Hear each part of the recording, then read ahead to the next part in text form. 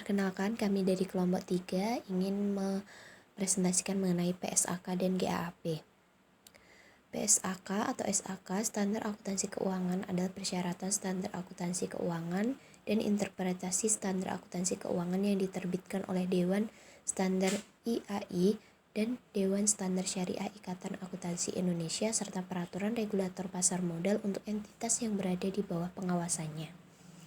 Penyusunan SAK wajib mengikuti due process prosedur yang telah ditetapkan dalam Peraturan Organisasi Ikatan Akuntansi Indonesia.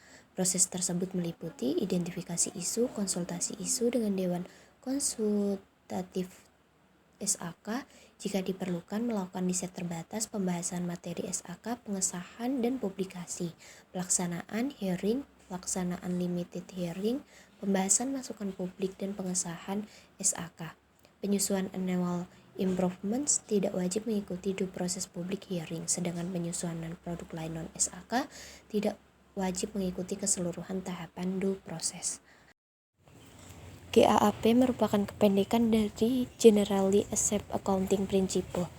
GAAP adalah kombinasi dari standar otoritatif ditetapkan oleh Dewan Kebijakan dan cara yang umum diterima untuk merekam dan melaporkan informasi akuntansi. GAAP meningkatkan kejelasan komunikasi informasi keuangan.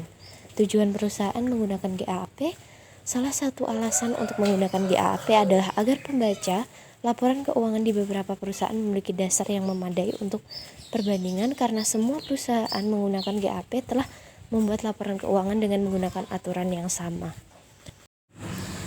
Di Indonesia, terdapat standar akuntansi keuangan yang berlaku, di antaranya macam standar akuntansi keuangan yang diterbitkan oleh Dewan Standar Ikatan Akuntan Indonesia atau DSAK IAI. 1.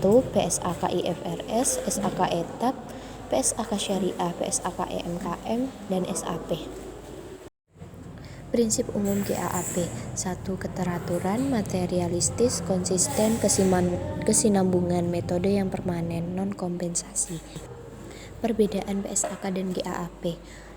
Aspek pengukuran pada saat pengakuan awal dan pengakuan setelah pengakuan awal model nilai wajar. Itu untuk PSAK. Untuk GAAP, secara tegas GAAP tidak mengizinkan penggunaan model nilai wajar.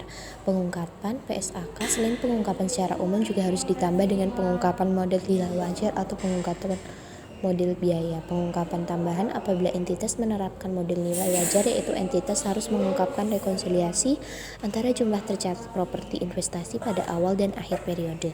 Untuk GAAP, pengungkapan adalah tepat jika nilai wajar jadi investasi properti yang dipertanggungjawabkan sebagai investasi jangka panjang tidak dicatat pada nilai wajar.